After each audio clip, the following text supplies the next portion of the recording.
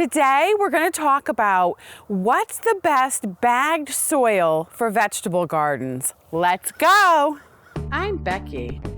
I used to live in the consumer rat race just like you. But one day I had enough, so I sold it all, moved to the country, and built my own log cabin with my own two hands. Now I spend my time discovering new ways to live a simple, healthy lifestyle with more free time and way less stress, then sharing what I've learned with you. Welcome to Becky's Homestead. That's a really good question, because when you go to the store and you walk over there to the bagged garden soil section, there's like pallet after pallet after pallet, and you're just looking and you're just like, woo, there's a lot to choose from. So I want to just talk a little bit about it. First of all, most every single bag says what it's for, printed right on the bag. So that does make it easier. It takes time for you to stand there and read it, but to figure out which bag is good for what. But the good news is it's right there. So you just have to take your time and read it.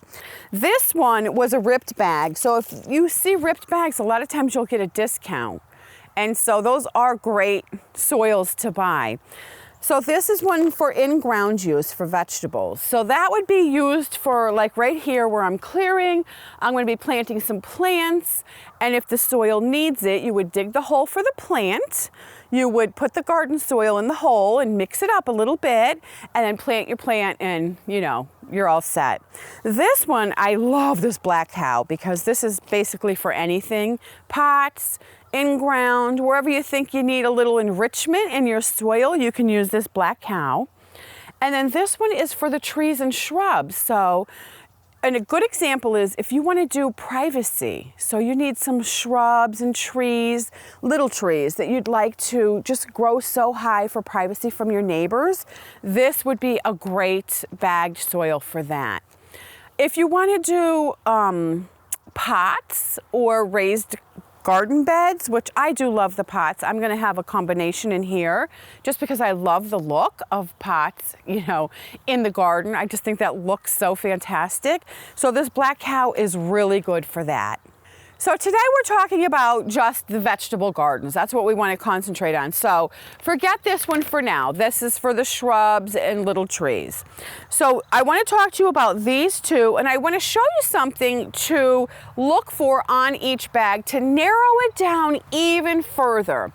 And the reason I'm saying this is when you look up what you're planting and what it needs to grow good. And I suggest you do that, because once you look it up and you know what it needs, your plants will be so much happier. And they'll tell you what fertilizer it needs. And it's always 3 numbers. And you're like, what does that mean? So just look for the 3 numbers that it needs, and they usually print that on a bag. Now you can see it. I'm going to kind of circle it right here so you can zoom in on it. And you can see this one says 0.5, 0.5, 0.5. So that doesn't have much in it. Now, that's why it's kind of all-purpose and everything can benefit from it. And it will still fertilize, but it's not a big pow of fertilizer. And even though we're not using this bag today because it's not for vegetables, it still has the 3 numbers. Now this one has it here at the bottom. Right here, you can see. This one is 0.09, 0.06, and 0.05. So they're all different, like I said. It knows what shrubs need.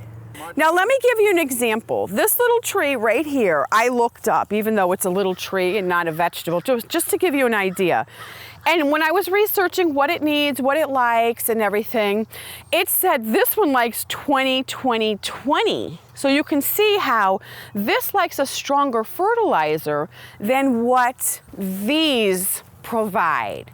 Or if you're just totally gonna wing it, then I would suggest getting something like this that just says it's good for such a big variety of things. you can just start there. Then if your plant, a particular plant isn't doing well, you can do the research and see what that needs. And then you can get fertilizer just for that, and then just fertilize that a little extra with whatever it needs. Depending on what you grow, it all depends on what you grow. But if you're gonna stick with the basics, let's just say tomatoes, peppers, you know, just the basics, you could for sure go with something like the Miracle Grow or the Black Cow. Just start there and just take it from there. You gotta have a starting point. So don't overthink it and like get all worried about it and just be like, oh, it's too complicated, forget it. I didn't know it was so involved. I kind of just wanted to have it as a little side hobby. So don't let it chase you away. Don't worry about it. You can just start with a basic and take it from there. I'm sure you'll have success. I'm going to show you a perfect example of something that's just not quite happy, not quite doing well, and how I want to fix it. And it's this little shrub. These are the cutest little shrubs. It's all green leaves and it just has a million little yellow flowers on it. Now, I knew when I planted it I wasn't doing it right, but I just had to get it into a bigger pot. And I didn't have the right dirt, so I kind of just put sand in there. And later I came back and put a little bit of dirt on top, but it's just not happy. So I bought this bag of Black Cow for this plant. So I'm gonna tip it over and I'm gonna basically repot it, which is hard when, you know, it's a big plant like this, but you know, you just tip it over and that's that. Don't worry too much about it. You don't wanna kill it, like crack it in half, but you wanna just kinda, I find if you roll them, it kinda gets it loose. I'm trying to get as much of this clay out of here as I can. So I can get some of these roots off. It doesn't need all this, because what it really needs is some good dirt. The poor thing is just like, oh. So I basically planted it in clay and it just was not happy. First of all, the clay just turns to a ball of cement when it dries out. Don't forget when you're gardening, if you see little babies started or little seedlings, like I have this little tiny one I got that was growing with this bush, which makes me so happy because I'm gonna plant this and start a second bush of the type I love. I love these bushes. Thanks for watching. Happy homesteading. Bye-bye.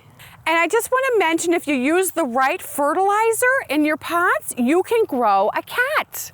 He loves to wrap that tail around stuff. That's his thing, that tail. He uses that so much.